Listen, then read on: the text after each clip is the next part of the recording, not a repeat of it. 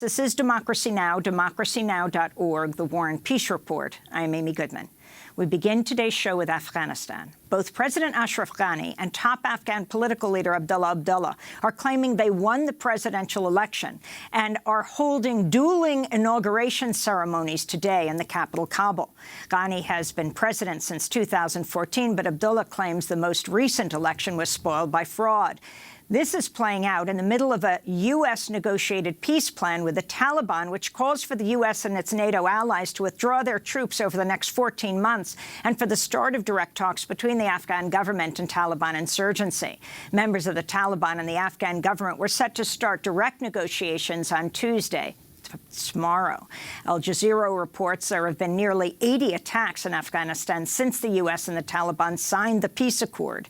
Just 11 days after the deal, U.S. forces carried out an air raid on Taliban fighters in Helmand province. On Friday, Abdullah escaped unharmed from an Islamic State attack on a ceremony in Kabul that killed at least 32 people. The Taliban issued a statement saying they were not involved in that attack. This is Mukhtar Jan, one of the wounded, speaking to reporters. I was at the ceremony when the gunshots started. I rushed towards the door to get out of the area, but suddenly my foot was hit by a bullet. For more, we're joined by Washington Post award-winning reporter Craig Whitlock. He was just recognized with a George Polk Award for military reporting for his in-depth investigation called The Afghanistan Papers, A Secret History of the War. After getting a tip, Whitlock fought for 3 years to win the release of a trove of confidential interviews with government officials conducted with people directly involved in the nearly 2-decade-long war.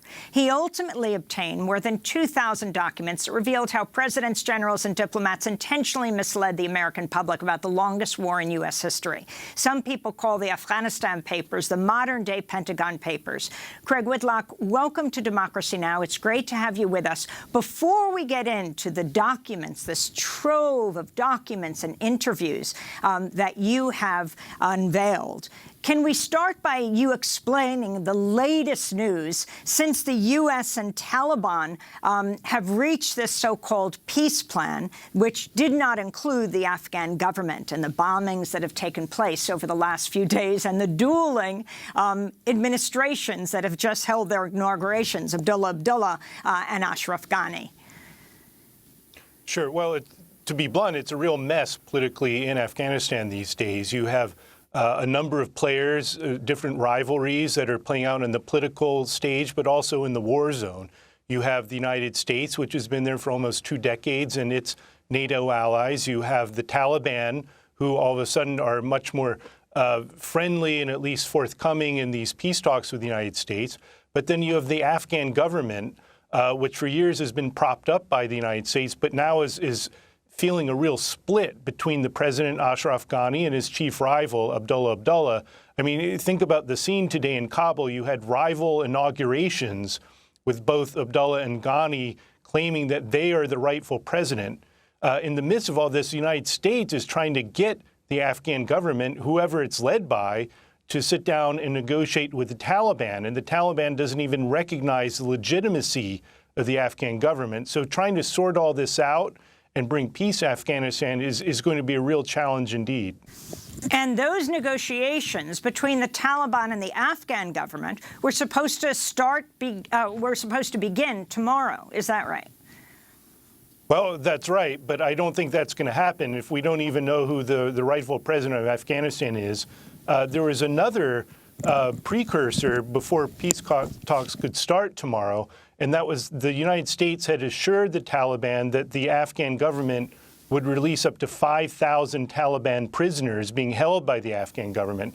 President Ghani has said no way to that he wasn't involved in that agreement, and he isn't going to release all these prisoners by tomorrow. Now, that may be the subject of side negotiations, but again, you have all these demands and contingencies and players and people saying they won't talk to each other.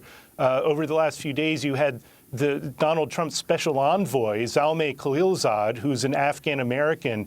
He was doing shuttle diplomacy between the two rival Afghan would-be presidents, trying to get them to call off their inaugurations or at least, work out some kind of deal. But obviously he failed because both men went ahead with their respective inauguration ceremonies. And the U.S. strikes in Helmand province, among the 80 attacks that have taken place since the U.S. announced this broker deal with the Taliban?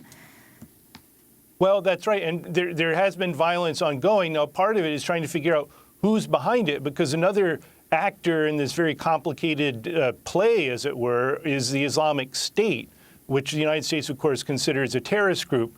One of the ironies here is the Islamic State and the Taliban don't get along at all. So the Islamic State's trying to, they're trying to fight, and they're not party to any negotiations. The United States is trying to get the Taliban to turn against Islamic State.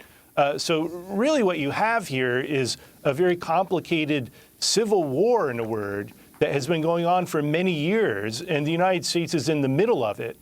And I think one thing people forget is the whole reason we went to war in Afghanistan was to fight al-Qaeda.